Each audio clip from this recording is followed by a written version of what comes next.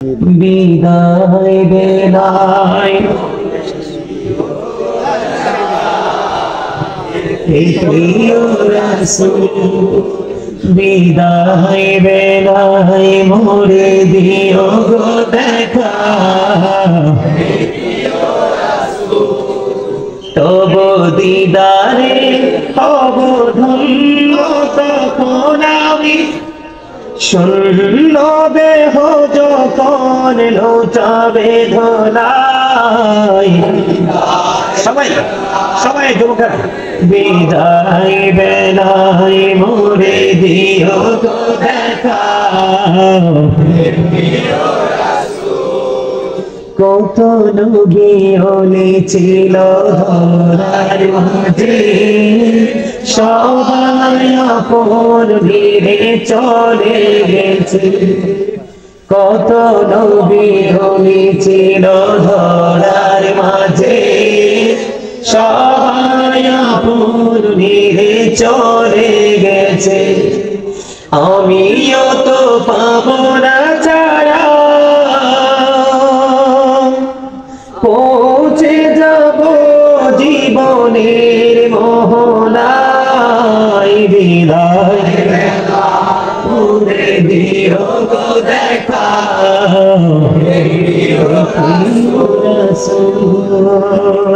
মারহাবা। আপনাদেরকে আমি বোঝানোর চেষ্টা করেছি আপনার আমার জীবনের মোহনা আছে না সেই মোহনায় যেতে হবে কি হবে না হবে এটা আমরা জানি কিন্তু কবে কখন কোথায় সেটা জানি তাহলে সেই মোহনার জন্য আপনাকে আমাকে অল টাইম প্রস্তুত থাকতে হবে প্রস্তুত থাকার জন্য কি চাই বিবেক কি চাই আর এই বিবেককে মস্তিষ্কটাকে ধ্বংস করে দেয় একেবারে নষ্ট করে দেয় মদ জুয়া গাঁজা মূর্তি পূজা ইয়াবা আফিম একটা আরেকটার কি কথা বলেন না কেন একদম একদম মানে একদম যেটা বোঝার মতো ভাষায় বলেছেন এটা একটা আরেকটার খালাতো ভাই চাচাতো ভাই জ্যাঠাতো ভাই ফুফাতো ভাই মিল্লা মিল্লা ভাই ভাই ভাই তার মানে সবগুলোই কারণ এবার আসলে বন্ধু আল্লাহ কি বলেছেন ইয়া আইয়ুহাল্লাযীনা আমানু হে ঈমানদারগণ আল্লাহ বলেছেন ইন্নামাল খামরু ওয়াল মাইসিরু ওয়াল আনসাবু ওয়াল আজলামু রিজসুম মিন আমালিশ শাইতান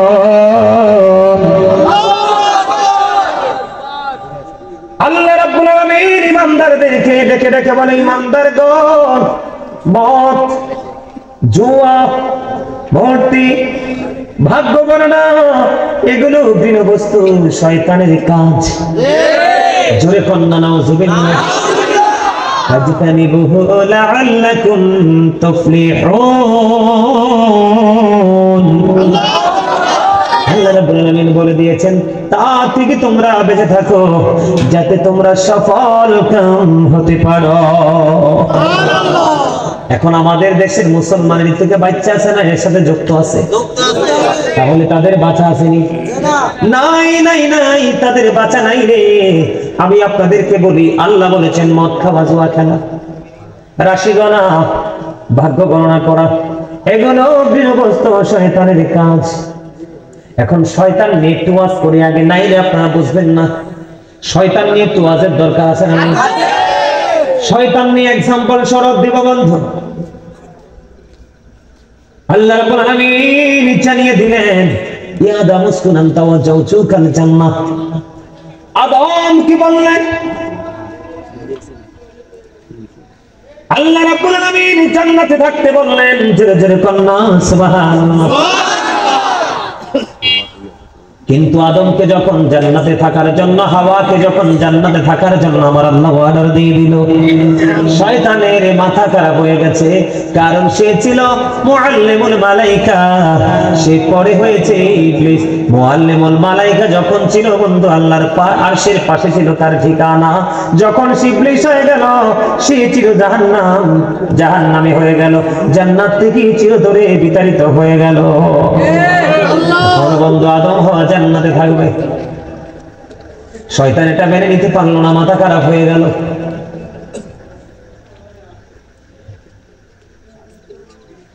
আল্লাহ রাব্বুল আলামিন এদিকে তাকান। আল্লাহ রাব্বুল আলামিন আদমকে বললেন, আদম জান্নাতের যেখান থেকে মন চায় খাইও, কিন্তু গন্ধম খাইও না।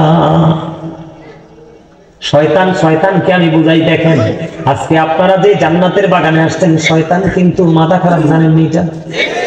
কারণ তার দুঃখ, তার যন্ত্রণা, তার কষ্ট হলো রে, এত চেষ্টা করেও তাদেরকে আটকাইতে পারলাম না। আমার আল্লাহ ডেকে ডেকে বলে, ও কন্যাইশের যুবক, আমার ভাই, আমার বাবারা, তোমরা যারা জান্নাতের বাগানে এসেছো, আমার আল্লাহর কথার সাথে তোমরা নিজেদেরকে ম্যাচ করে নিয়েছো। হুজুর আল্লাহ কি বলেছে? আল্লাহ বলেছে, ইন্না কাইদা শাইতানি কানা দাঈফা, শয়তানের মাথা খারাপ। আল্লাহ বলেন, শয়তান ডিসিপশন ইজ ভেরি উইক। আল্লাহ বলে দিয়েছেন, সাচ্চা ইমানদারদেরকে শয়তান হাজার চেষ্টা করে আটকাইতে পারবে না, কারণ মুমিনের কাছে শয়তানের ধোঁকা একেবারে দুর্বল।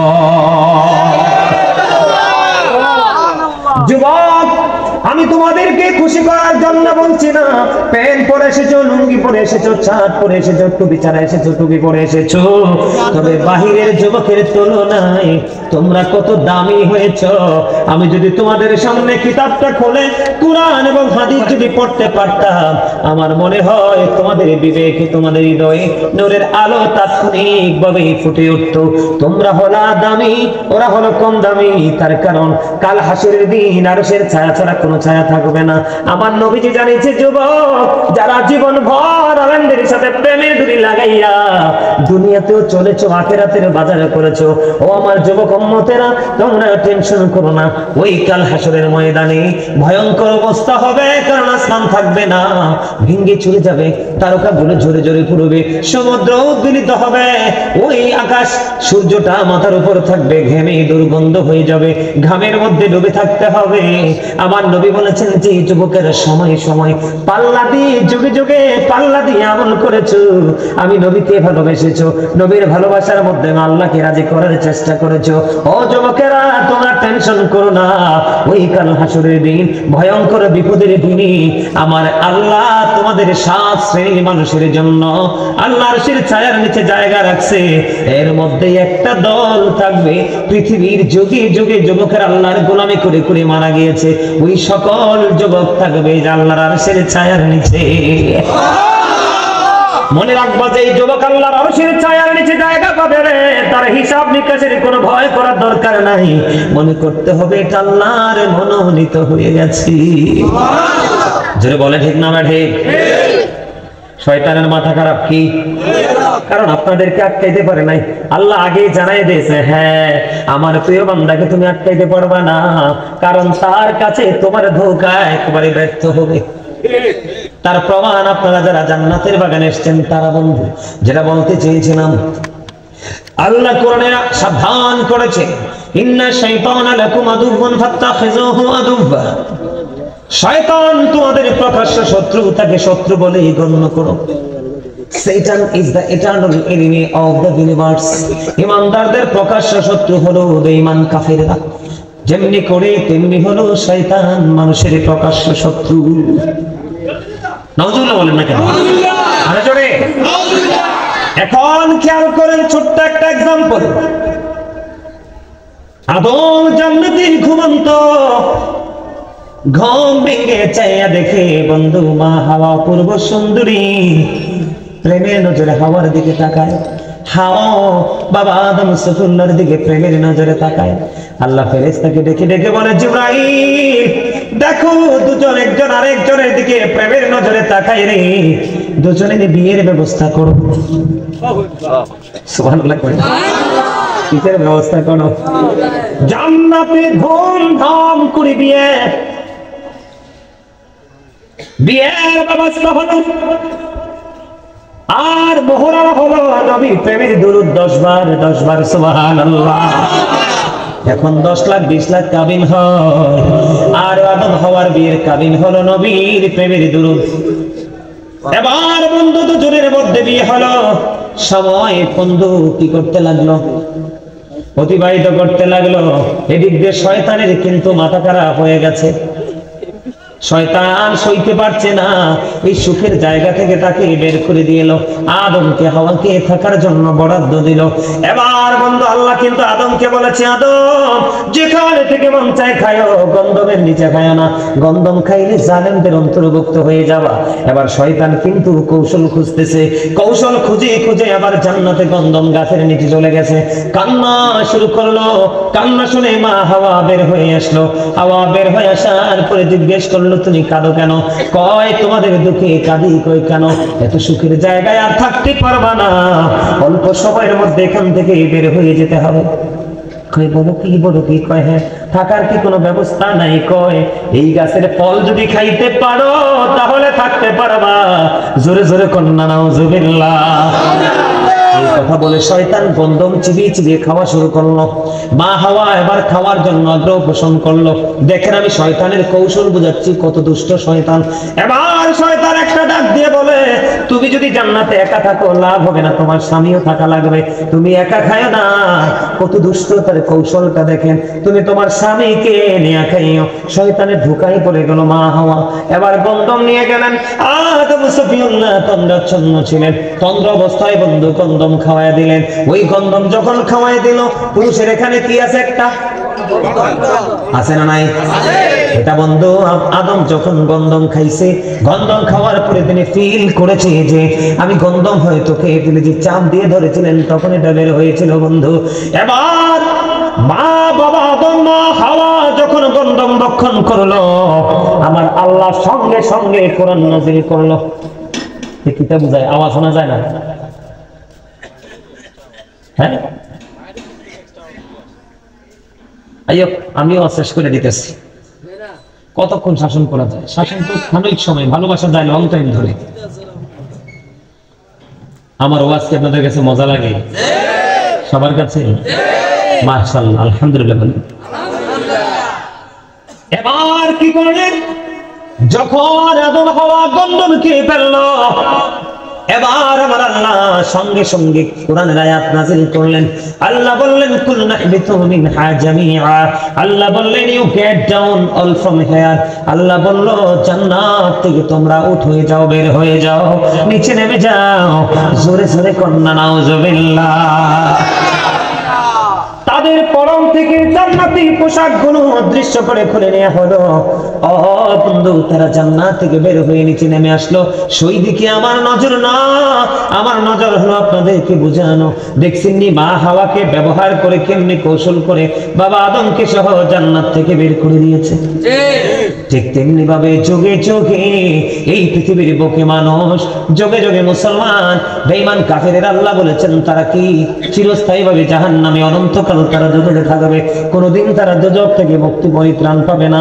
কিন্তু আপনাদেরকে মনে রাখতে হবে রে ও বন্ধু, আপনাদেরকে মনে রাখতে হবে, শয়তান যুগে যুগে মা হাওয়া বাবা আদমের মতো আপনাকে আমাকে পথভ্রষ্ট করে ভালো কাজ থেকে বিতাড়িত করে দূরে সরাবে। আপনাকে ভালো কাজ করার সময় দেখবেন অলসতা আসে, ক্লান্তি আসে, কেমন কেমন জানি করে কি করে না। এটি হলো শয়তানের কাজ। ওই সময় আপনি আরো বেশি বিকট ভাবে জেগে ওঠে, আপনি আপনার পবিত্র কাজের দিকে যুক্ত হয়ে যাবেন, দেখবেন আপনার সকল ক্লান্তি দূর হয়ে গেছে। এবার আসেন বন্ধু, ঠিক তেমনি ভাবে এই যুগে এই মুসলমানের বাচ্চাগুলোকে, নারী পুরুষ গেলে আমার জীবনে নিজে কাছে থেকে দেখেছি, একজন বউ সিগারেট খাইছে ঠ্যাঙ্গের উপর ঠ্যাং তুইলা। আমার নিজের এই দুই চোখ দিয়ে দেখছি। এখন মেয়েরাও নাকি নেশা করে। কয়েকদিন আগে টিভি দেখতাম, টিভির মধ্যে দেখতাম কত হ্যান্ডসাম হ্যান্ডসাম স্মার্ট মেয়েরা বোরকা পরে নেশা করেছে, ডিবি ধরে ডিবিও পিছু নিয়েছে। আমার চোখে পড়ছে কিনা? মদ খেয়েছে, মদ খেয়েছে। আল্লাহ কয় ইন্নামাল খামরু ওয়াল মাইসিরু ওয়াল আনসাবু ওয়াল আজলামু রিজসুম মিন আমালিশ শাইতান। মদ, জুয়া, মূর্তি, ভাগ্য গণনা ভিন্ন বস্তু শয়তানের কাজ। ফাজতানিবুহু লাআল্লাকুম তুফলিহুন। এগুলো থেকে তোমরা বেঁচে থাকো, যেগুলো থেকে যাতে তোমরা সফল হতে পারো। জোরে জোরে কন্না আল্লাহু আকবার। এবার আসেন আমি আপনাদেরকে বলি বন্ধু, আমার নবী আমার কাছে মোবাইলের মাধ্যমে বন্ধু দেখায়, রেকর্ড করে দেখাতে পারবো। আমি মোবাইলটাতে ঢুকছি না, সময় লেগে যায়, বের হয়ে যায়। আমার নবীজি বলেছেন, যারা জুয়া খেলে, খেয়াল করেন ভয়ঙ্করতা, যারা জুয়া খেলে এবং যারা মদ খায়, ওই যারা জুয়া খেলে এবং মদ খায়, আমার নবীজি জানিয়ে দিয়েছে রে, যারা জুয়া খেলে এবং মদ খায়, আল্লাহ রাব্বুল আলামিন তাদের মধ্য থেকে ঈমানটাকে এমন ভাবে কেড়ে নিয়ে যায়, যেমনি ভাবে একজন মানুষ তার গা থেকে জামাটা কি করে খুলে ফেলে, ঠিক কিনা বলে? তাহলে ঈমান যে মদ খায়, জুয়া খেলে, তার ঈমান নাই। আল্লাহ ঈমান তার থেকে আউট করে নিয়ে গেছে, তার থেকে ঈমান বন্ধু নিয়ে গেছে। এবার আসেন বন্ধু, আপনার আমার প্রাণের নবীকে হযরতে তারিক ইবনে সুয়াইদ,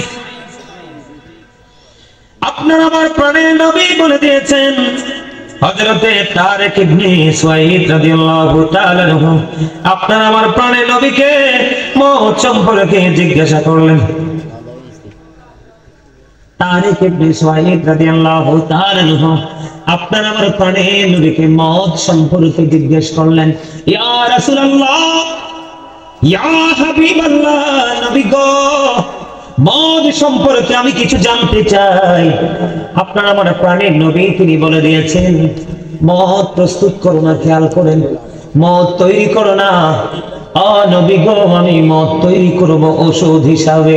খেয়াল করেন নবীজি কি বলতেছে, হাদিস শরীফ কি বলে, ইয়া রাসূলুল্লাহ, নবী গো, মদ আমি তৈরি করবো এটাকে ওষুধ হিসাবে। আপনার আমার প্রাণে নবী বলে দিলেন, মদ কখনো ওষুধ হতে পারে না, বরং সেটাই হলো বড় রোগ।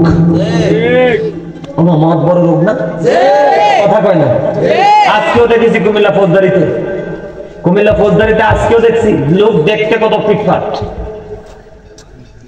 একজন এসে আরেকজনের কাছে টাকা চায়, মানে পাওনা না, মানে আমার টাকা দে। তো ইনি কিছু টাকা দিছে, যা চাইছে তার চেয়ে একটু কম দিছে, কয় না আমার ওইটাই লাগবে। উনি বলতেছে না, আমি তোমাকে ওইটা দিব না। এমন গালি দিছে, আমি ডিসকানে শুনলাম, এমন গালি দিছে। পরে আমি জিজ্ঞেস করলাম, ভাই লোকটা এমন ভাবে গালাগালি করছে কেন? কয় হুজুর এই মদ খাইয়া আসছে। আরে নাউজুবিল্লাহ বলেন না কেন? আরে জোরে, কি খাইয়া আসছে? আমার নবীকে বললেন, ইয়া রাসূলুল্লাহ, আপনি মদ সম্পর্কে আমাকে কিছু বলুন। নবীজি বললেন, মদ সম্পর্কে আমি তোমাকে বললাম মদ উৎপাদন করো না। নবী গো, আমি মদটাকে ঔষধ হিসাবে উৎপাদন করব। আমার নবীজি একটা ডাক দিয়ে বললেন, না না না না না, এটা কখনো ওষুধ হতে পারে না, বরং এটা রোগ। অন্য হাদিসে আমার নবী বলেছেন, যে ছেলে দেখবেন মদ খায়, যে মেয়ে দেখবেন মদ খায়, যে বৃদ্ধ বা বৃদ্ধা দেখবেন মদ পান করে, আপনারা মনে করবেন আমার নবীজি বলেছেন মদ এমন একটা নেশা রে, বন্ধু, এটা সকল পাপের দরজাটাকে ওপেনিং করে দেয়। জোরে জোরে কন্যা নাউজুবিল্লাহ। অজানা অচেনা সকল পাপের দরজা খোলা যায় রে এই মদের মাধ্যমে। নবীজি বলে দিয়েছেন, বন্ধু, বন্ধু, মদ যারা খায় তাদের কাছে সব পাপ উৎপত্তি হয়। নাউজুবিল্লাহ, জোরে কন্যা নাউজুবিল্লাহ। আর আমাদের দেশের বক্তা কয় মদ খাইয়া বলে নামাজ পড়া যায়। নাউজুবিল্লাহ। শুনছেননি আপনারা? শুনছেননি আপনারা? নাই? এখন ওই হুজুরের ওয়াজ একটু ভাল লাগে, কারণ মদ খাওয়ার বৈধতা দিছে তো। বল কইছি, আপনারা শোনেন নাই? বক্তাকে মদ খাইয়া কুলি করে বলে নামাজ পড়া যায়। আর জোরে করে নাউজুবিল্লাহ। কতটা মাতাল খেয়াল করেন। এখন ফলাফল মদ খাওয়ার জন্য উৎসাহ পাইছি, আরে কথা কয় না। আবার অনেক আব্বা সেতের দাওয়াত দিত রেডিতে, মদ খাওয়ার পাবলিশ করার জন্য আসবে ক্যাম্পাসার হিসাবে। কথা কয় না কেন? ভুল বলছি দাদা? এটা বলা দরকার না? বলো হুজুর, কেন বলা দরকার? একজন নেশাগ্রস্ত মানুষের চাইতে একটা মদ খাওয়া জুয়া খেলার মানুষের চাইতে নিকৃষ্ট হবে। আমার নবীজি বলেছেন, কিয়ামতের আগে মোল্লারা হাদিস পড়েছে, হাদিস থেকে খেয়াল করেন নবীজি বলেছে সব মোল্লার কথা শোনা যাবে না, সব মোল্লার বক্তব্য আমলে নেওয়া যাবে না। তার কারণ হলো কিয়ামতের পূর্বক্ষণে, কিয়ামতের আগে পৃথিবীতে সবচেয়ে নিকৃষ্ট মানুষ হবে আলেমরা, মোল্লারা। নবী কেন গো? এই মোল্লাগুলো পৃথিবীর লোভ, পৃথিবীর লালসা, পৃথিবীর লোভের পরিণত করিয়া তারা দুনিয়ার লোভের কারণে মন করা ফতুয়া দিবে। এত কোরআন হাদিস মদ নিয়ে বহুত বন্ধু পড়াশোনা করলাম, কিন্তু কোথাও এই হাদিস পাই নাই মদ খাইয়া যদি মাতাল না হয়। আপনারা আমার দিকে তাকান, নামাজ পড়তে পারবে এই মোল্লা বড় নাকি ইমাম আজম আবু হানিফা বড়? কথা কম। এটা আপনারা বিশ্বাস করেননি? সবাই বিশ্বাস করেন এই মোল্লা বড় নাকি হযরতে আলী বড়? আমার নবী বলেছে, আমার দিকে তাকান বন্ধু, সিরিয়াসলি শোনেন যুবক, তোমাদেরকে বলছি এমন এমন ডিজিটাল মৌলবী তোমরা দেখবে, তোমাদের আমল কমাই দিবে, তোমাদের কাছে ভালো লাগবে। আমি এক কথার মধ্যে সব কথা ঢুকাই দিলাম।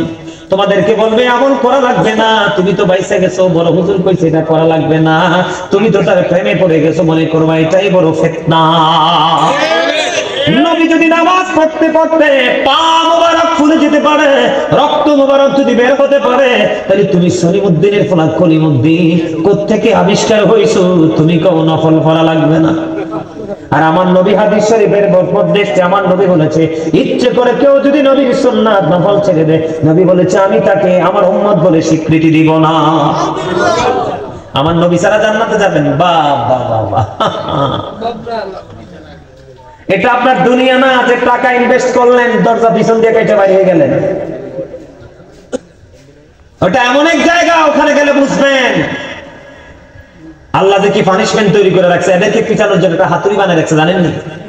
পৃথিবীর সকল মানুষ দিন চেষ্টা করলে এক সেকেন্ডের জন্য জমিন থেকে হাতুড়িতে উঠানো যাবে না। এই হাতুড়ি দিয়ে কন্টিনিউ পিটাবে এদেরকে। আবার বুঝলেন কত বিকট।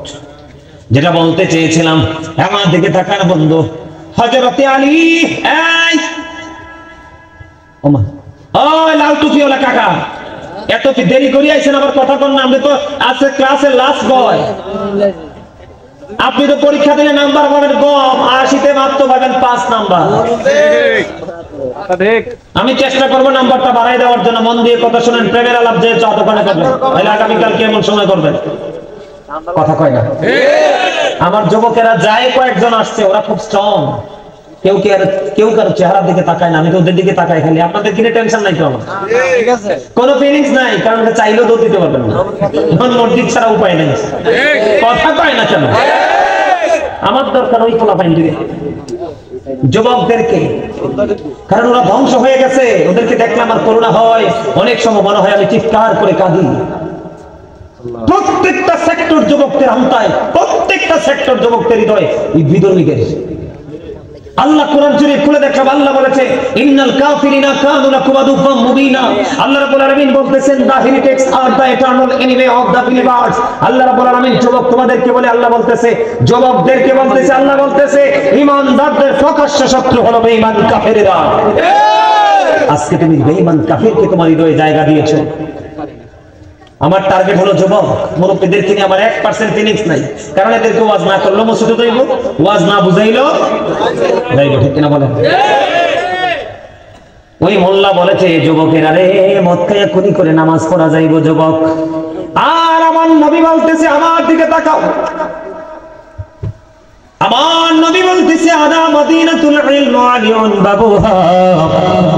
আমার নবী বলেছে, দেখেন দুনিয়ার লোভী মোল্লাই কয় মদ খাইয়া নামাজ পড়া যাইবে, আর ইসলামের চতুর্থ খলিফা হযরতে আলী সম্পর্কে আমার নবী ওয়াজ করতেছে আনা মদিনাতুল ইলম ওয়ালিউন বাবুহা। আমার নবীজি বলতেছেন I am a city of education, the gate of that city is Ali. আমার নবীজি এই কালামে এত কি হয়েছে? সবুজ টুপি বরাবর দিয়ে তোমার পিছনে যে দুইটা দোলনা খুব দুষ্টামি করতেছে। তোমার লাল গেঞ্জি সবুজ টুপি দুইটা কোনটা আছে? দোলনার স্টাইলে তোমার কুলা মার্কা স্টাইল।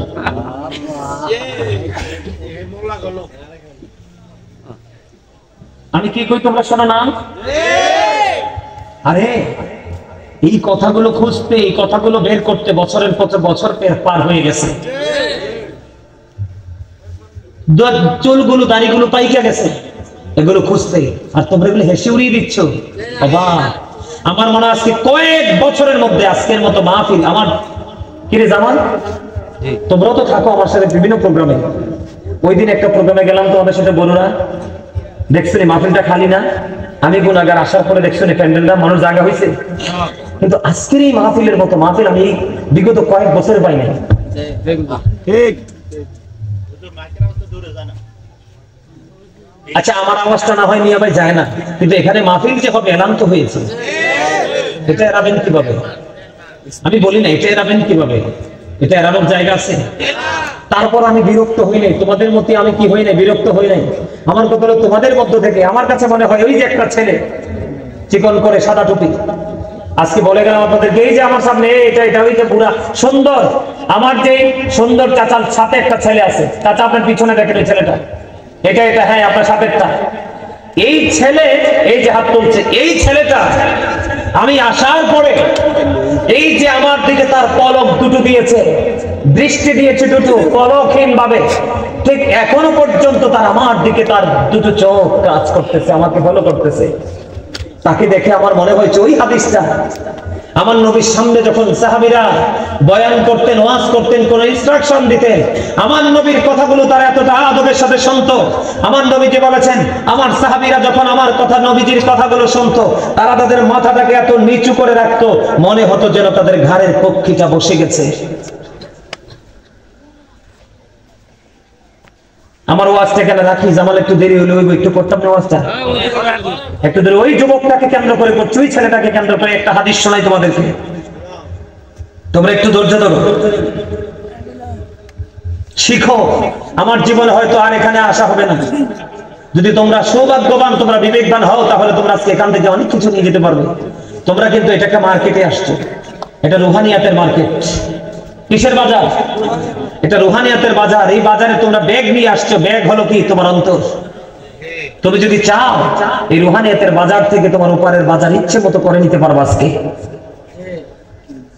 আমি অন্য বক্তাদের মতো ঘড়ি ধরার ছেলে না, কারণ আমি জানি আমার জীবনের সময় খুবই অল্প, কোন দিন জানি চলে যায়, কিন্তু কোন দিন চলে যায় এই প্রত্যাশা আমার মধ্যে সব সময় কাজ করে। কিন্তু এই জন্য যেখানেই বসি কয়েকটা বিষয়, 4টা 5টা 6টা বিষয় ছাড়া ওয়াজ করি না। জামাল ভুল বলছে? আপনি বাংলাদেশে আরেকটা বক্তা পাবেন না এরকম, আমি চ্যালেঞ্জ করে বলতে পারবো না। কারণ পৃথিবীটা ছোট হয়ে গেছে, মানুষের হায়াত কমে গেছে, মানুষের রিজিক ছোট হয়ে গেছে, শুধু একমাত্র আপন কর্মের কারণে। এই জন্য আমি চেষ্টা করি কেউ নি হেদায়েতের পথে আসে, কারোর হৃদয়ে নিয়ে কথাগুলো গিয়ে পৌঁছায়। আল্লাহর কসম করে বলছি, আল্লাহি আল্লাহর কসম করে বলছি, আজকে এখানে বসে এত ধমক, এত বিনয়ী, কখনো স্ট্রংলি কথা বলার একটাই উদ্দেশ্য, আপনাদের হৃদয় পর্যন্ত নিয়ে আমার কথাগুলো যায়। কারণ এগুলো তো আমার না, আমার আল্লাহ এবং আল্লাহর রাসূলের। ঠিক কিনা বলেন? আমি যখন ওয়াজ করি তোমাদেরকে বলি, যুবক ভাই, আমি যখন ওয়াজ করি আমার জীবনে এমনও যুবক পাইছি, আমার ওয়াজ করতেছি আর তার চোখ দুটো ঝর্ণা হয়ে গেছে। আরে আরশের যে ছায়া আল্লাহ তার জন্য বরাদ্দ রাখছে, আরশের যে ছায়া তার জন্য বরাদ্দ রাখছে। চোখের পানি সস্তা জিনিস না। আমার নবীজি বলেছেন, কেউ যদি মাছির মাথার পরিমাণ একটা ফোঁটা চোখের পানি ফালাইতে পারো, আমার আল্লাহর কথা মনে করে, আখিরাতকে ভয় করে, আমার নবী কথা দিয়েছে, আমার আল্লাহ রাব্বুল আলামিন জানিয়ে দিয়েছে, নবীজি কথা দিয়েছে যে ওই ব্যক্তির জন্য জাহান্নামের আগুনটা আমার আল্লাহ হারাম করে দিবে। আলেমদেরকে ভালোবাসার মর্যাদা, আলেমদেরকে মহব্বত করার মর্যাদাটা আমি তোমাদেরকে একটু বুঝাই, তোমরা একটু শোনো।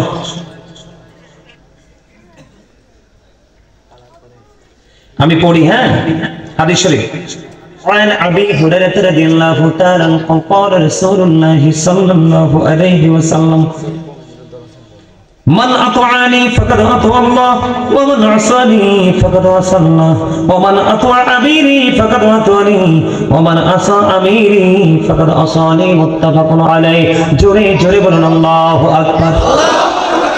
আপনারা আমার প্রাণী নবী বলেছেন, ক্বালা মান আতানি, আমার নবী বলেছেন মান আতানি ফাকাদ আতা আল্লাহ, যে ব্যক্তি রাসূলের অনুগত করলো, ইতায়াত করলো, সে আল্লাহর ইতায়াত করলো। ওয়া মান আসানি ফাকাদ আসা আল্লাহ, যে ব্যক্তি রাসূলের অবাধ্য করলো, মূলত সে আল্লাহর অবাধ্য করলো।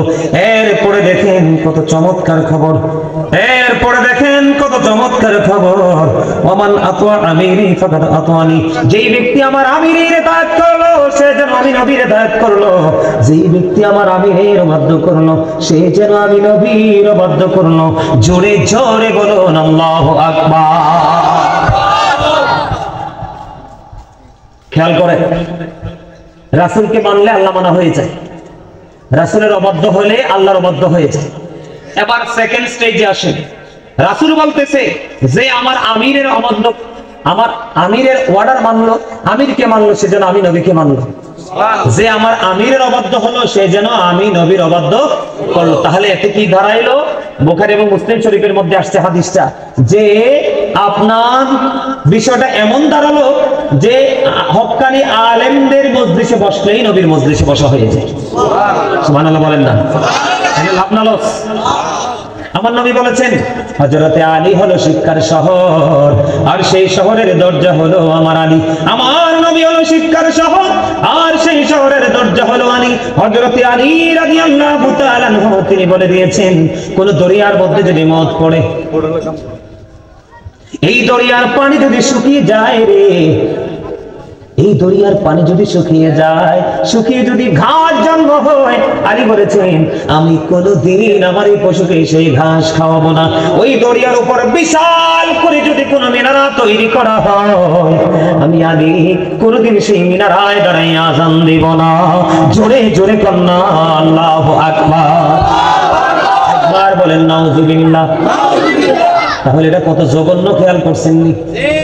ইমাম আযম আবু হানিফা রাহমাতুল্লাহি আলাইহি তিনি বলে দিয়েছেন, যাকে মদ পান করতে দেখো তাকে 80টা দৌড়া মারো। কেন রে, কেন রে? কারণ মদ পান করলেই তার সেন্সটা লেস হয়ে যায়, তখনই সে বিভিন্ন নোংরামিতে লিপ্ত হয়। এটা খারাপ না বলা? কত হারাম দেখছেন? যে মদ বানায়, এদিকে তাকান, যে মদ বানায়, যে মদ বানাইতে সাহায্য করে, যে মদ বিক্রির মেমোটা কি করে লেখে, এবং যে মদটা সরবরাহ করে, এমনি করে করে করে করে একবার উৎপত্তি স্থল থেকে একবার একটা পাবলিক প্লেসে যাওয়া পর্যন্ত প্রত্যেককে আমার নবীজি অভিশপ্ত লানতপ্রাপ্ত বলে গেছেন। জোরে কর নাউযুবিল্লাহ। আমার যুব সমাজ এখানে আছে না নাই? আরো জোরে বলেন, আছে না নাই? তাহলে সেই থেকে বাঁচতে হলে কি করতে হবে? মসজিদে বেশি বেশি যাইতে হবে, আজান মাহফিল হলে আলেমদের মজলিসে বসতে হবে কি হবে না? 100% হবে, হবে না? হবে। সম্মানিত উপস্থিতি, অনেক লম্বা ওয়াজ করছি অসুস্থ শরীর নিয়ে, আর ওয়াজ করা সম্ভব না। আমার মনে হয় এটাই বেশি হয়ে গেছে, সবগুলো মনেও রাখতে পারবেন না। যেগুলো বলছি একদিক দিয়ে হয়তো অনেকে শুনছেন, আরেক দিক দিয়ে বের করে ফেলেছেন, কিন্তু অনেকেই আছে আবার এমন ভাবে কথাগুলোকে কাউন্ট করেছে যেটা জীবনেও তার ব্রেন থেকে যাবে না। মদকে ছাড়তে হবে কিনা? নাবির নিচে এবং টাকুর নিচে পোশাক পরা ছাড়তে হবে কিনা? আরো জোরে বলেন, হবে কি হবে না? আরো জোরে হবে। আমার পরে আর কেউ আছে? যিনি আছে ওনাকে নিয়ে আসেন। একটা শান, তোমার কোন পছন্দ আছে? আমার কিন্তু এটা নিজের, আমার নিজের লেখা, নিজের সুর। সবাই একটা না কয়েকটাই গাবে একটু করে, তোমরা যদি রাজি থাকো। সবাই সবাই তাহলে আমার নিজের লেখা একটা শোনাই। হ্যাঁ, আমি একটু একটু গাইবো, আপনারা বাকিটা অনলাইন থেকে কালেক্ট করে নিয়ে যাবেন, ঠিক আছে? নবীজি কেমন করে বলুন তোমায় দেখি, নবীজি কেমন করে বলুন তোমায় দেখি, আছো তুমি ওই মদিনায়, আছো তুমি ওই মদিনায়, সঙ্গে নিয়ে দুই প্রেমিক সাথী, কেমন করে বলো তোমায় দেখি, দেখার আশা আমার মনে পুষে রেখেছি নতুন করে বলেন দেখার বসে রেখেছে যতন করে পাই যদি গনবি তোমার দিদার শীতল হবে মোর দুটি আঁখি কেমন করে বলো তোমায় দেখি মারহাবা। একটু পরে আরেকটা গাইবো, একটা বক্তব্য দিতে মনে হয়েছে, দিতাম নি বক্তব্য আমার পরে যিনি আসবে ওনাকে একটু 10টা মিনিট পরে আমি আমার পরে কে আসবে সাহেব